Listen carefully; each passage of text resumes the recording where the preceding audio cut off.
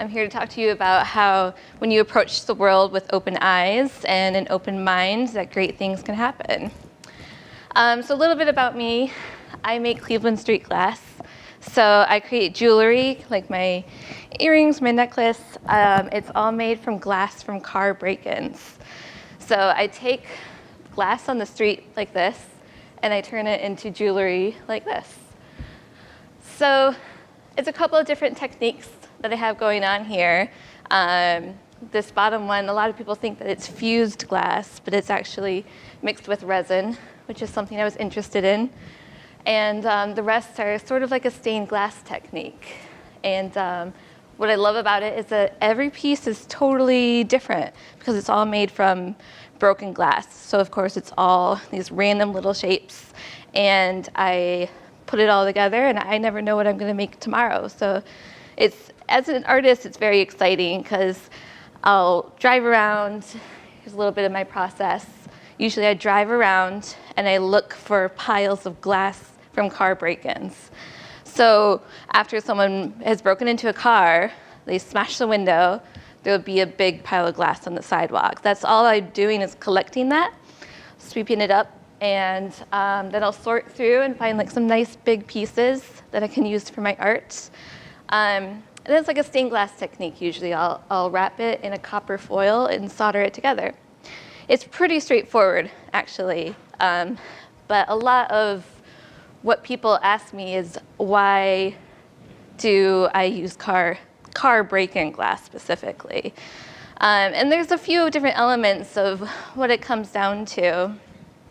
What I love about the jewelry that I make too, the art, is that there's all these different layers of all these different implications of wearing this jewelry that's made from the glass of a crime. For one thing, it's upcycling. If you take something that's trash, a lot of times this won't get swept up.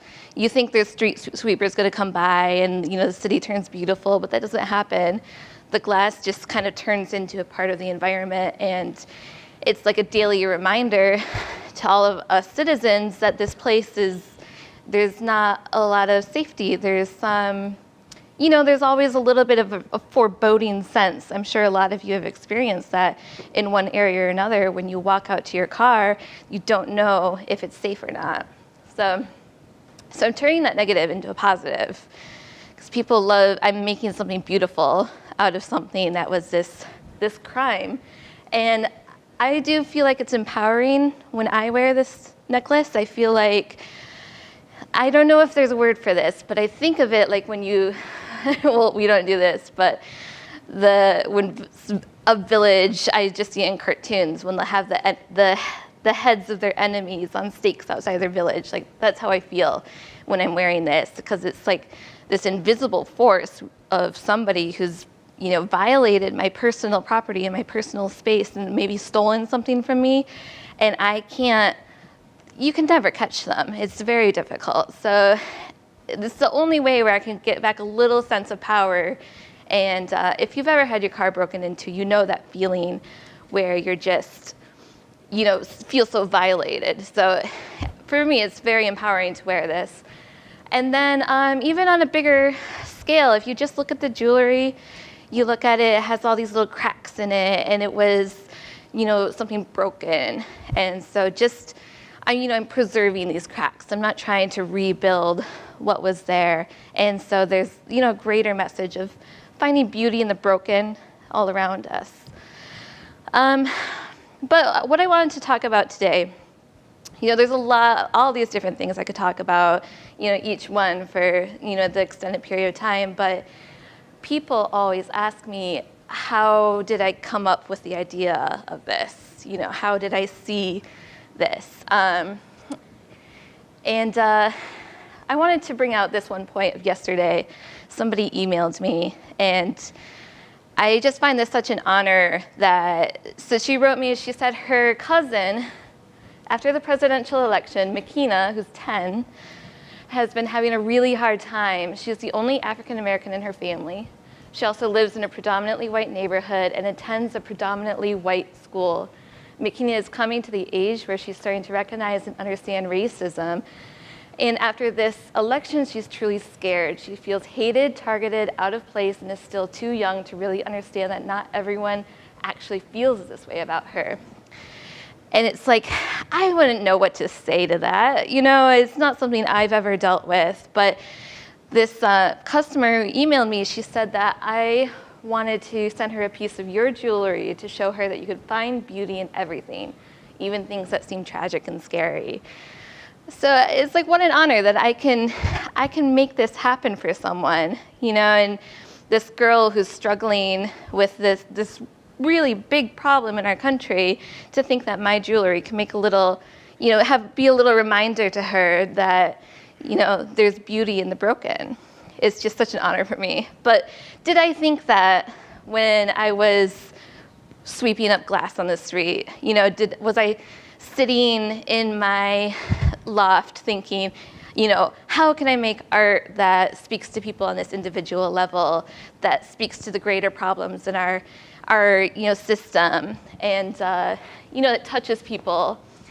And it is no, you know, I didn't come up with all of this in a bubble.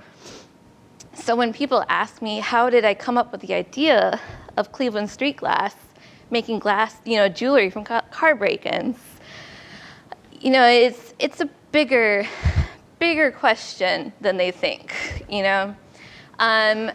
So I started thinking about that a little bit, and I think it came around to when I was 18. I graduated high school, and every time we graduated high school in my family, we would go on a big trip. My brother went to Europe, my sister went to visit my sister in Boston, and at this time when I graduated, my oldest sister was living in San Diego. So I took a Greyhound bus from Detroit to San Diego, which was 3 days and nights on a Greyhound bus. And I felt like I was going on a little like Jack Kerouac adventure, you know, and it was as cool as it was to watch the terrain, you know, across America change from trees to plains to desert to, you know, rocks and mountains and then palm trees. What was even cooler was I was so excited to be on that bus and to go on that trip and to see America and to see, you know, visit my sister as well, that my eyes were so open. And because of that, I think people really responded. People on this bus, they a lot of them didn't want to be on the bus. You know, it was because they couldn't afford a plane ticket or something bad had happened and they were visiting the next town over. I met someone who was on his way to jail. You know, people were really unhappy on the bus, but I was so young, so excited that people responded to that. They would give me gifts. They gave me a pair of earrings.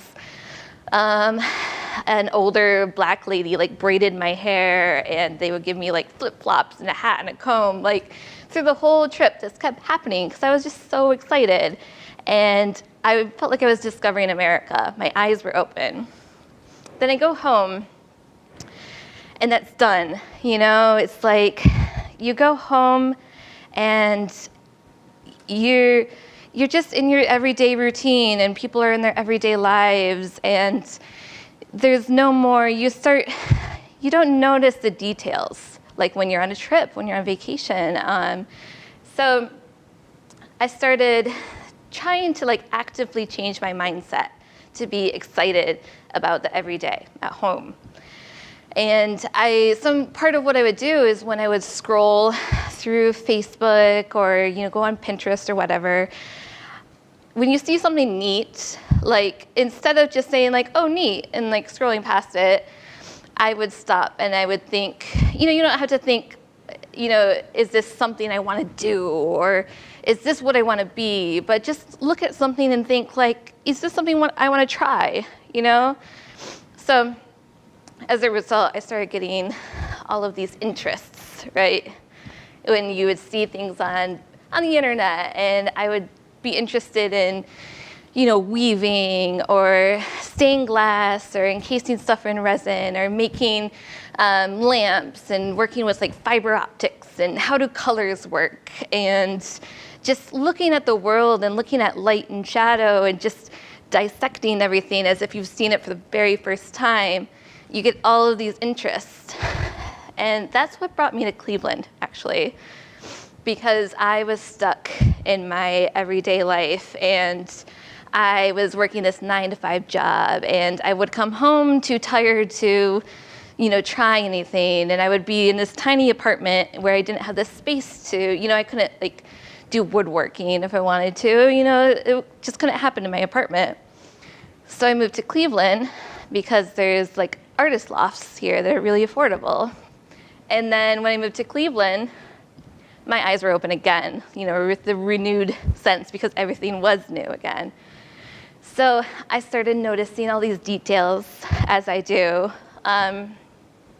Just if you think of life in a different way and think of textures and how nature interacts with your environment and all these different things. Of this one down the middle, it's this, I was walking past 2 buildings, and there's this area where there's this little gap in between these 2 giant buildings. And if you look in that gap, there's all these, I actually turned it off. Thanks. There's all these debris that just keeps going up and up and up until it disappears, years and years worth of debris. And if I hadn't stopped and looked in that little crack in that wall, I never would have known that. And I started looking at the ground as well. That skull up there is a little bird skull that's right in between this little crack in between the sidewalk and a building. And if I hadn't just been noticing the edges of, all the debris in the edges of the building as I walk past, or, that's I overfilled my sugar and it made this really cool pattern, or there was a dead bee and his tongue is sticking out. If you'll start noticing these little details, and that's when I started noticing the glass in the street. The glass, and it would be glittering in the sunlight, and I would see it basically, I can't really use all the rest of this, but that was something I could collect and think about. So since my eyes were open, my mind was open to, I had just moved to Cleveland, and I moved here specifically to focus on my art. And so I started seeing what I could use in the world around me in order to create this new life for myself. And that's kind of the final thought I wanted to leave with you, is that our perceptions are shaped by our mindset. So when you look at the world around you and you interact with the world around you, I just really want everyone to look with these open eyes. Don't just stick in your phone, and just don't just let life pass you by, but really observe every little detail.